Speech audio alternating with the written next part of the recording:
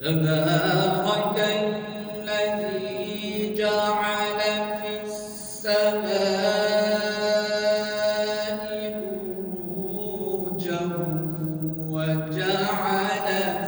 فيها سراجا وقمرا منيرا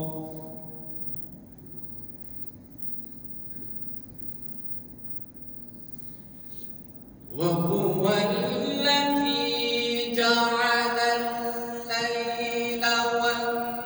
والنهار خلفة لمن أراد أن يذكر أو أراد شكورا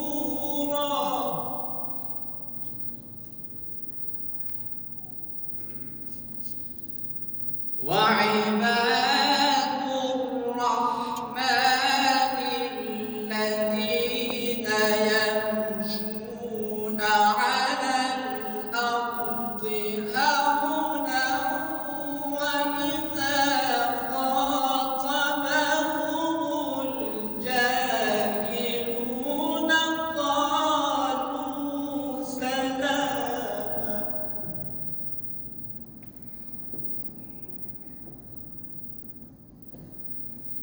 والذين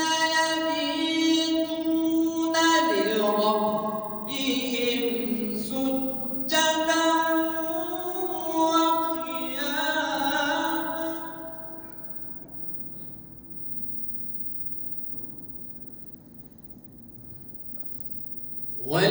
والذين يقولون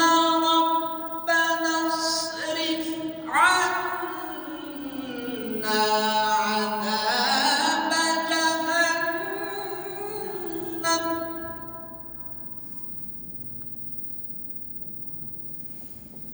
إن عذابها كان غراما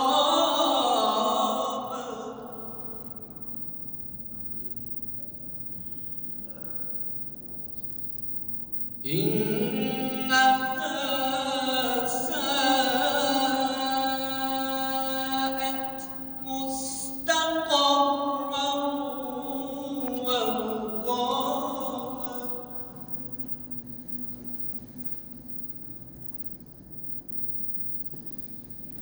والذين إذا أنفقوا لم يسرفوا ولم يقتروا وكان بين ذلك قواما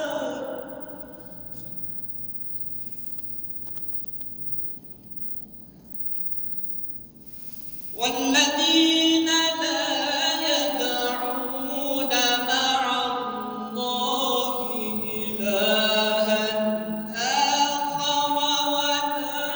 يقتلون النفس التي حرم الله إلا بالحق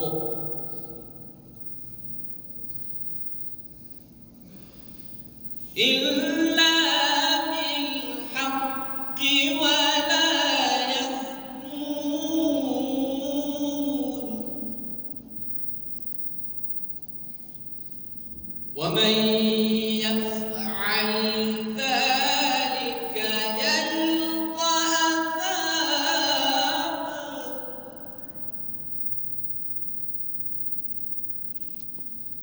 يضاعف له العذاب يوم القيامة ويخلد فيه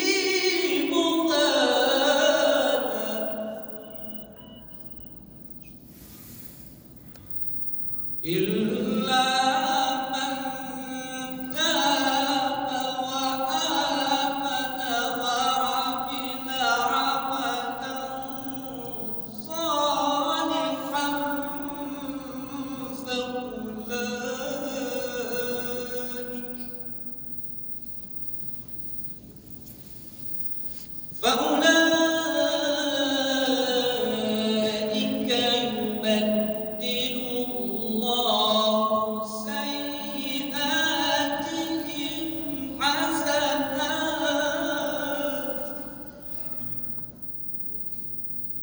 وكان الله غفورا